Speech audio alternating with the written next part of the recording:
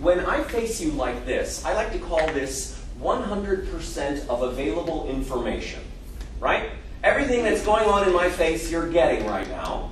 And so that as I say, because one loves the glories of the Lord, does not suggest his works ought be ignored. It's different than when I say, because one loves the glories of the Lord, does not suggest his works ought be ignored. If this was 100%, what percentage is this?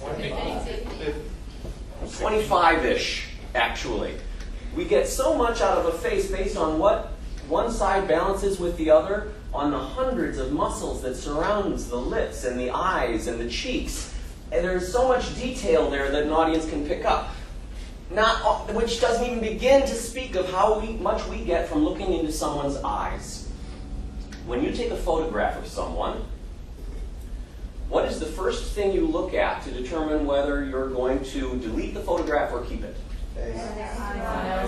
Whether their eyes are open or not. If the eyes are closed, suddenly the photo becomes valueless to you and you delete it. Which is, I used to have to explain this in a much more elaborate way until we got digital cameras. But then you hit delete and you take another photo. You take another photo until you get the eyes right. You know, someone's got their, you take a picture of a group, somebody's got their eyes closed, you delete it and you take it again. That's what we value about our ability to appreciate a human being and to see into their personalities, whether we can make contact with their eyes or not. So, when we get to the performance and suddenly we're turning here rather than here, why do you suppose we're doing that? That's a rhetorical question. I'll answer it. I'm Hamlet. Here's Horatio. We're in a scene together. We've been rehearsing for 6 weeks. I have memorized, or maybe 10 weeks, however much you guys tend to go until you finally are ready to go. I have memorized the lines of Hamlet. He has memorized the lines of Horatio. We've worked through the scene. We've plotted out the emotional content of the scene. We know where the highs and the lows are. We know what we're going to say. We know what we're going to do. I look at him. I see somebody in a costume from the 14th century. He looks at me. He sees someone in a costume from the 14th century. We reinforce each other and give each other support in the belief in who we are. When I see him, I see myself even better as Hamlet than I was before. When he sees me, he sees himself as Horatio even better than before. We support our beliefs in ourselves. When I turn out here, so here I get support and reinforcement. When I turn out here, what do I get? Interest. Judgmental. Interest. That's exactly it. Who are the individuals who might be out here?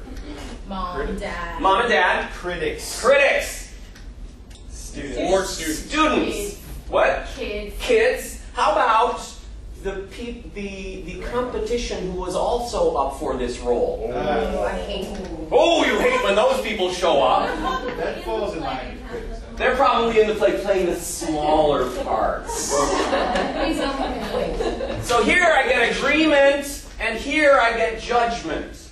And most actors instinctively run from judgment, even though it is in facing down the audience that you get to share more of your character with them. But instinctively you run from that. And being as young as you are, you've just come out of this adolescent period where things have grown in very strange ways on your body, and you're not comfortable with sharing that with an audience, and so people tend to hide in other ways, and they kind of collapse in the spine and tuck in their pelvis and they cover themselves, or they hide behind the furniture because they're not comfortable yet with who they are as a human being in space.